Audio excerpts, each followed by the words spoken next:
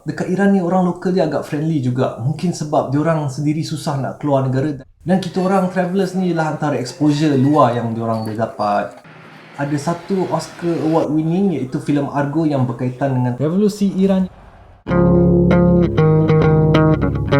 Assalamualaikum, welcome to my channel Meng Mahawangsa.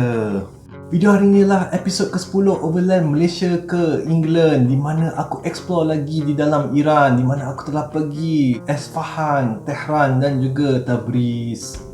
Kepada mereka yang belum subscribe, boleh tekan butang subscribe sekarang. Dan juga korang boleh share, komen dan like. Episod sebelum ni aku telah cerita yang aku singgah dekat Dubai dan juga kali pertama aku masuk ke Iran. So selepas Shiraz, aku telah travel dengan Takeshi lah ke Esfahan naik bas. Dan bila sampai Esfahan, aku dan Takeshi terus pergi explore. Dan antara tempat pertama aku telah pergi adalah Imam Square. Di Imam Square ini dikelilingi oleh bangunan-bangunan yang dibina semasa Safavid era. Imam Square merupakan UNESCO World Heritage yang telah dibina di antara 1598 dan 1629. Yes. Maybe here. Yes. Center.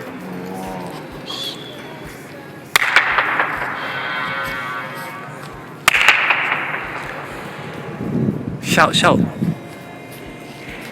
Ming. You want to read something? Yes. Dekat Iran ni orang lokal dia agak friendly juga. Mungkin sebab diorang sendiri susah nak keluar negara. Dan kita orang travelers ni lah antara exposure luar yang diorang boleh dapat. Dan daripada situ jugalah aku telah buat kawan dengan orang lokal, Mehdi, di mana dia telah tegur kita orang dekat Imam Square dan kita orang berborak panjang lah.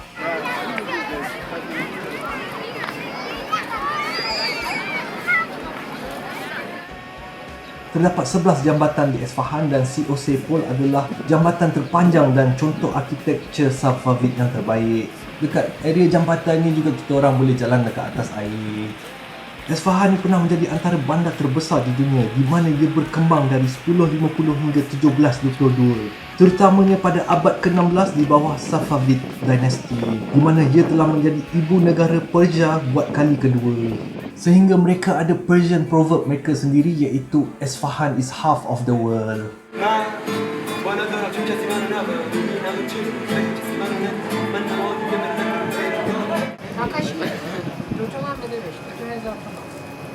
Takashi.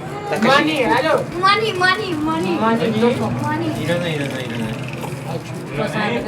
Seronok jugalah aku kat Esfahan ni sebab Mehdi telah bawa aku berjumpa kawan-kawan dia. Takashi.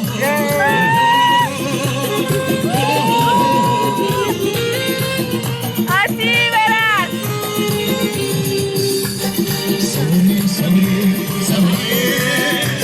So what do you think of my trip? Really great adventure, and you have got a great courage for doing that. I admire you. Dan dekat Esfahan, Ramadan telah sampai dan aku mula berpuasa dekat Iran. Selepas beberapa malam dekat Esfahan, aku telah move on ke Tehran dan telah berpisah dengan Takeshi di mana dia telah pergi ke Qom. Dekat Tehran, aku duduk kat rumah kawan yang aku baru kenal iaitu Mahya. Mahya ni merupakan kawan Zahril yang aku jumpa di UAE. Mahya duduk bersama dua anaknya dan berjiran dengan keluarga dia lah. How are you? I'm fine, thank you. Hello.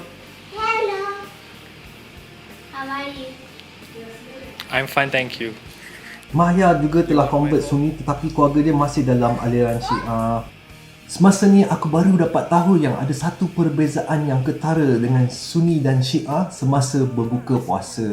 Aku dapat tahu ni apabila aku berbuka puasa dengan Mahya di rumah dia. Tetapi abang dia dan mak dia telah berbuka puasa di rumah sebelah. Mereka telah berbuka puasa lambat sedikit daripada kita orang. Ini kerana Maghrib waktu Syiah lambat sedikit daripada waktu Sunni. Untuk aliran Sunni, waktu Maghrib kita orang apabila terbenamnya matahari. Tetapi untuk aliran Syiah, diorang kena tunggu betul-betul gelap. Bila kita tengok atas tak ada warna-warna merah ni, waktu itulah masuk waktu Maghrib diorang. Maya juga telah perkenalkan aku kepada kawan dia, Abby Bombas, ataupun nama pendek dia AB, dan dia telah bawa aku naik atas motor dia. Tehran ni merupakan capital city untuk Iran dan agak besar jugalah, dan populasinya seramai 9 juta orang. Dan juga diorang telah bawa aku makan makanan tradisional diorang, iaitu kepala kambing. Agak susah jugalah nak makan kepala kambing ni apabila otak kambing tu terpampang depan mata.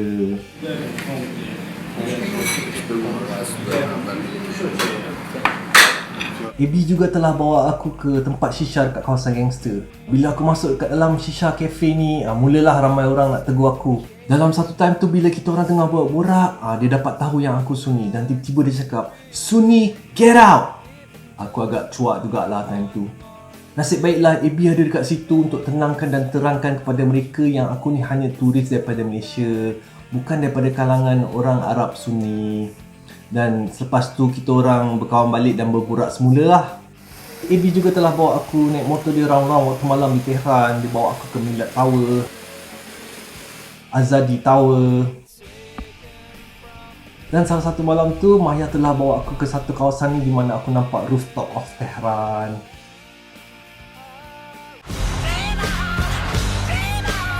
Sebagai peminat filem, ada satu Oscar Award winning iaitu filem Argo yang berkaitan dengan revolusi Iran. Filem Argo ni telah membawa aku ke Embassy US di Tehran.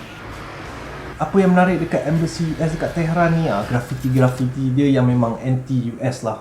Iran Revolution ni memang menentang kuatlah dengan US kerana bagi mereka diorang telah bawa norma US yang diorang tak suka lah. Actions of Iran have shocked the civilized world.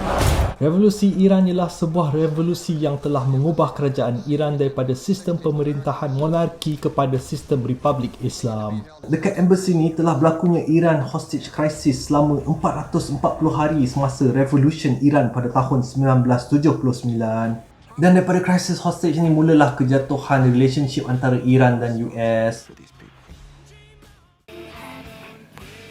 Hello? Oh. Uh-oh. Seminggu jugalah aku berada di Tehran pada awal Ramadan dan aku pun telah move on. Dan destinasi seterusnya aku telah pergi ke Tabriz. Aku hanya semalaman dekat Tabriz dan sempatlah explore sikit. Tabriz ni penduduknya majoriti ialah Azerbaijani. Terdapat lebih kurang 30 juta orang Azerbaijani dekat dunia ni. Dan populasi orang Azerbaijan lebih ramai dekat Iran berbanding dengan negara Azerbaijan sendiri. Di mana di Iran terdapat 15 juta orang Azerbaijan dan di negara Azerbaijan sendiri hanya 10 juta orang. Orang Azerbaijan ni ialah Turkish ethnic group di mana ada campuran Caucasian dan juga Iran punya background. Ay Mehmet başı sorulsa orada yazacağım ki bu adam terkipsəndir. Pada asalnya aku nak ambil bas cross border Iran-Turki dari Tabriz, tapi tak ada. So aku terpaksalah bergerak dan bermalam di Bandar Koi yang bersebelahan dengan border. Alright guys, sampai sini sajalah cerita aku semasa berada di Iran.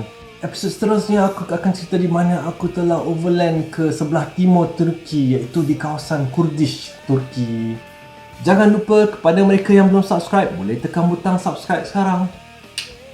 Dan juga jangan lupa tekan butang loceng notification supaya korang dapat video update yang terkini.